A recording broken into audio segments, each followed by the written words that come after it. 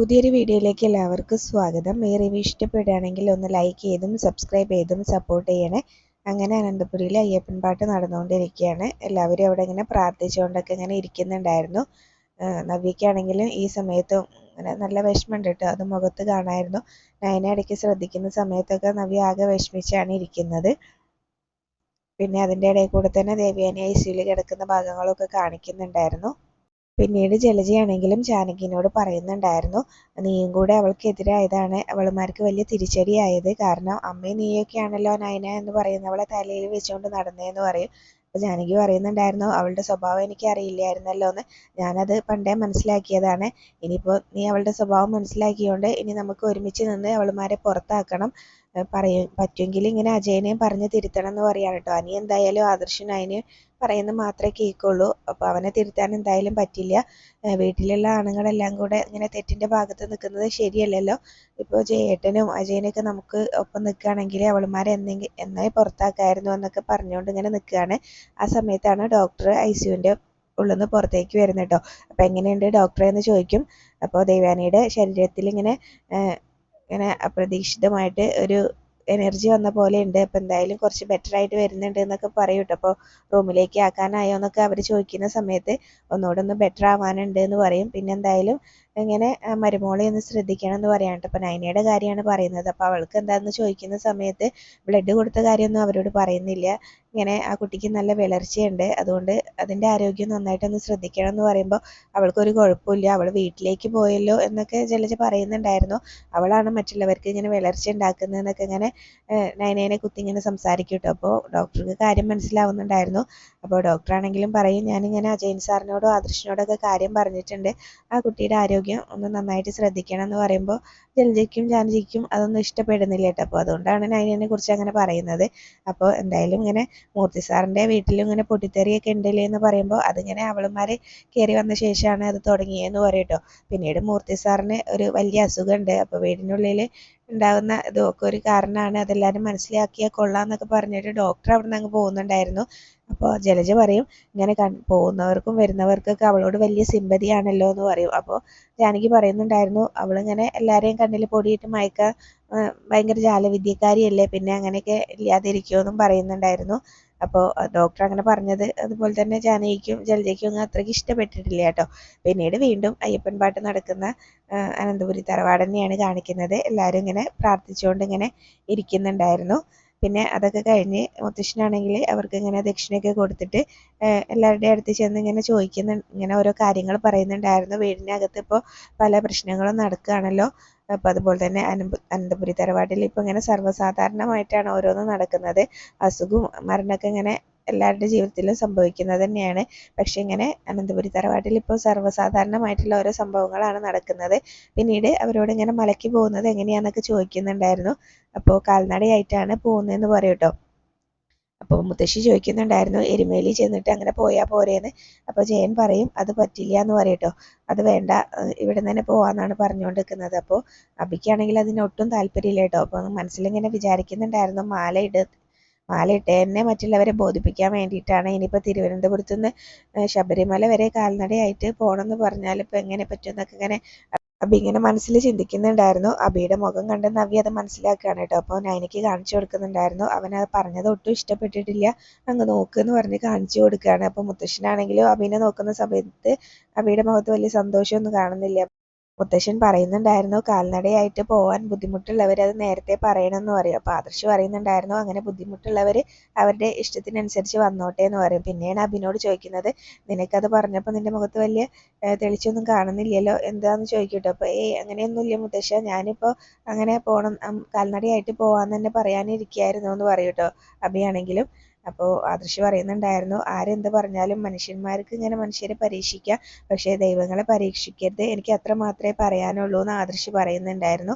പിന്നീട് എല്ലാവരും മുത്തശ്ശൻ്റെയും മുത്തശ്ശിയുടെയൊക്കെ അനുഗ്രഹം വാങ്ങിച്ച് അങ്ങ് പോകുന്ന സമയത്ത് നയനോടും നവ്യനോടും മുത്തശ്ശൻ പറയുന്നുണ്ടായിരുന്നു, നിങ്ങൾക്ക് എന്തെങ്കിലും സങ്കടം ഉണ്ടെങ്കിൽ അവരിങ്ങനെ മലയ്ക്ക് പോയി വരുമ്പോൾ അതൊക്കെ മാറും, ആ സന്നിധിയിൽ പോകാൻ പറ്റിയിട്ടില്ലെങ്കിലും അയ്യപ്പനിൽ ഇങ്ങനെ അടിയുറച്ച് വിശ്വസിച്ചാൽ മതി എന്ന് പറയും കേട്ടോ. പിന്നീട് നവ്യയും നയനയും കൂടെ അവിടെ ഇങ്ങനെ നിന്നിട്ട് പ്രാർത്ഥിക്കുന്നുണ്ടായിരുന്നു. അതിനുശേഷം അനിയാണെങ്കിൽ നന്ദുവിനെ വിളിക്കുകയാണ് കേട്ടോ. അപ്പോൾ നന്ദുവിനെ വിളിക്കുമ്പോൾ നന്ദു ഇങ്ങനെ കോൾ എടുക്കുന്നില്ല. പിന്നീട് വോയിസ് മെസ്സേജ് അയക്കുന്നുണ്ടായിരുന്നു. അനിയും അനാമികയും തമ്മിലുള്ള പ്രശ്നത്തിനെ കുറിച്ച് തന്നെയാണ് കേട്ടോ അനി വോയിസ് മെസ്സേജിലൂടെ നന്ദുവിനെ അറിയിക്കുന്നത്. അവർ തമ്മിൽ ഇങ്ങനെ ബെഡ്റൂമിൽ രണ്ടായിട്ടാണ് കഴിയുന്നത് എന്നൊക്കെയാണ് പറയുന്നത്. അനാമിക ജീവിതത്തിലേക്ക് വന്നതോടുകൂടി ഇങ്ങനെ എൻ്റെ ജീവിതം ഒരു ശവപ്പറമ്പായി എന്നൊക്കെയാണ് ഇങ്ങനെ അനി പറഞ്ഞുകൊണ്ടിരിക്കുന്നത്. അപ്പോൾ നന്ദുവിനാണെങ്കിലും അത് കേൾക്കുമ്പോഴൊക്കെ ആകെ സങ്കടമാവുന്നുണ്ട്. അപ്പോൾ നാട് വിടേണ്ട അവസ്ഥയാണ്. ഒന്നിൽ ഞാൻ എന്തെങ്കിലും കടുങ്കൈ ചെയ്യും, അല്ലെങ്കിൽ ഈ നാട് വിട്ട് ഞാൻ പോവും എന്നൊക്കെയാണ് കേട്ടോ അനി പറഞ്ഞുകൊണ്ടിരിക്കുന്നത്. അപ്പോൾ അത് കേൾക്കുമ്പോൾ നന്ദുവിന് ആകെ വിഷമമായിട്ട് നന്ദു പെട്ടെന്ന് തന്നെ അനീനെ തിരിച്ച് വിളിക്കുന്നുണ്ടായിരുന്നു. തിരിച്ച് വിളിക്കുന്ന സമയത്ത് എനിക്കാണെങ്കിലും ഭയങ്കര സന്തോഷമാവുകയാണ് കേട്ടോ. എന്നിട്ട് ഇങ്ങനെ കോൾ എടുക്കുമ്പോൾ തന്നെ ഇങ്ങനെ അനിയുടെ പ്രശ്നങ്ങൾ പറയുമ്പോൾ നന്ദു പറയുന്നുണ്ടായിരുന്നു, അനാമിക ഇപ്പോൾ അനിയുടെ ഭാര്യയാണ്, അപ്പോൾ അതുകൊണ്ട് നിങ്ങൾ തമ്മിൽ എന്തെങ്കിലും പ്രശ്നം ഉണ്ടെങ്കിൽ അനി കുറച്ച് അഡ്ജസ്റ്റ് ചെയ്യണം എന്നൊക്കെയാണ് പറഞ്ഞു കൊടുക്കുന്നത്. അപ്പോൾ എനിക്ക് അതിന് പറ്റുന്നില്ല, ഞാൻ എങ്ങനെ അഡ്ജസ്റ്റ് ചെയ്യാനാ, അവളിങ്ങനെ എന്തൊക്കെയോ ലക്ഷ്യം വെച്ചിട്ടാണ് ഇങ്ങോട്ട് വന്നിട്ടുള്ളത്. ഇങ്ങനെ അവൾക്ക് ഇങ്ങനെ സ്വത്തും എന്തൊക്കെയാണ് ആവശ്യമുള്ളത്, അതിന് വേണ്ടിയിട്ട് മാത്രമാണ് അവൾ ഇങ്ങോട്ട് വന്നത്.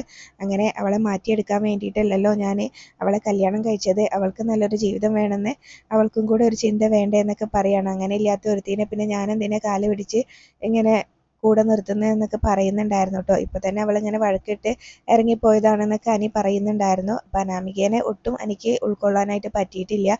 അപ്പോൾ ആ കാര്യങ്ങളൊക്കെയാണ് പറയുന്നത്. അപ്പോൾ നന്ദുവിനാണെങ്കിലും ആകെ വിഷമാവുന്നുണ്ട് കേട്ടോ. അതൊക്കെ കേൾക്കുമ്പോൾ അനി എന്തിനാ ഇപ്പം ഇങ്ങനെയൊക്കെ സംസാരിക്കുന്നത് എന്നൊക്കെ ചോദിക്കുന്നുണ്ടായിരുന്നു. അനിയാണെങ്കിലും നന്ദുവിനോട് പറയുന്നുണ്ടായിരുന്നു, എനിക്ക് എൻ്റെ പ്രശ്നങ്ങളൊക്കെ പറയാൻ വേണ്ടിയിട്ട് ഇപ്പോൾ ഈ ലോകത്ത് സുഹൃത്തായിട്ട് നന്ദു മാത്രമേ ഉള്ളൂ. അപ്പോൾ ഞാൻ ഇടയ്ക്കൊന്ന് വിളിക്കുമ്പോൾ എൻ്റെ കോളൊന്ന് എടുക്കണം എന്ന് എനിക്ക് പറയാനുണ്ട് എന്നൊക്കെ പറയൂ കേട്ടോ. എനിക്ക് മറ്റാരും ഇല്ലാത്തതുകൊണ്ടാണ് ഈ പ്രശ്നങ്ങളൊക്കെ പറയാനെന്ന് പറയും. അപ്പോൾ ശരി ശരി എന്ന് നന്ദു പറയുന്നുണ്ടായിരുന്നു. പിന്നീട് അനിയനോട് പറയും, ഈ സമയത്ത് ഇങ്ങനെ മാലയിട്ട സമയത്ത് ഇങ്ങനെ വിഷമിച്ചിരിക്കാനൊന്നും പാടില്ല, ഇങ്ങനെ മലയ്ക്ക് പോകാൻ മാല ഇട്ടിരിക്കുകയല്ലേ എന്നൊക്കെ പറയും. അപ്പോൾ അനി പറയുന്നുണ്ടായിരുന്നു, ഞാൻ കാര്യമായിട്ട് മാലയിട്ടത് എൻ്റെ മുത്തശ്ശൻ്റെയും വല്യമ്മയുടെയൊക്കെ അസുഖം മാറണം, അതുപോലെ തന്നെ എനിക്ക് മറ്റൊരു പ്രാർത്ഥനയും കൂടിയുണ്ട്, അനാമിക ഈ വീടിനോട് ചേർന്ന മരുമകൾ അല്ലെങ്കിൽ അവൾ എത്രയും പെട്ടെന്ന് എൻ്റെ ജീവിതത്തിൽ നിന്ന് ഒഴിഞ്ഞു പോകണം, എനിക്ക് ആ ഒരു പ്രാർത്ഥന കൂടി മാത്രമേ ഉള്ളൂ എന്നിങ്ങനെ പറയൂ കേട്ടോ. അപ്പോൾ അത് കേൾക്കുമ്പോഴും നന്ദുവിന് ആകെ വിഷമമൊക്കെ ആവുന്നുണ്ട്. പിന്നീട് അനി കോള് കട്ട് ചെയ്യാണ്. അതിനുശേഷം നവ്യാണെങ്കിൽ ആകെ വിഷമിച്ചിരിക്കുന്നത് കണ്ടിട്ട് മുത്തശ്ശൻ ചോദിക്കുന്നുണ്ടായിരുന്നു, എന്ത് പറ്റി മോളെ എന്ന് ചോദിക്കും. അപ്പോൾ മുത്തശ്ശനോട് പറയുന്നുണ്ടായിരുന്നു, മോളുടെ ഭർത്താവ് ഒരു ദിവസം മോളെ അമിതമായിട്ട് അങ്ങ് സ്നേഹിച്ചു, പെട്ടെന്ന് അതില്ലാതായതിൻ്റെ വിഷമാണ് മോൾക്ക് എന്ന് പറയും.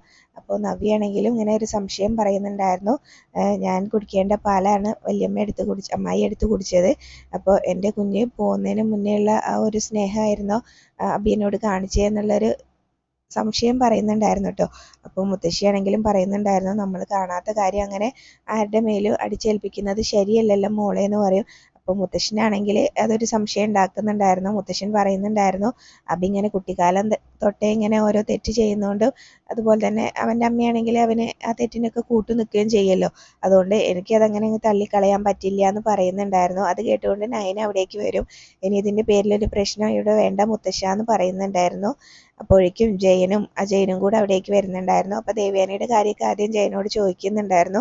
ദേവയാനിക്ക് എങ്ങനെയുണ്ട് എന്നൊക്കെ ചോദിക്കുമ്പോൾ ഇപ്പോൾ വലിയ കുഴപ്പമൊന്നുമില്ല, ഒന്നുകൂടെയൊക്കെ ബെറ്റർ ആവാനുണ്ട് എന്നൊക്കെ പറയുകയാണ്.